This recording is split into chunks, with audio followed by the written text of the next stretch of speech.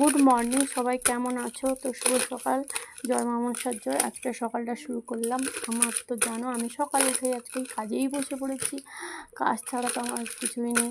এখন কাজ করছি, আবার রান্না করব, আবার মানে সারা রাত 12টা অবধি আমার ডিউটি চলে। ডিউটি চলে আর কি করব, কাজে বাইরে থাকি তো কাজ তো করতেই হবে, না করলে নয়।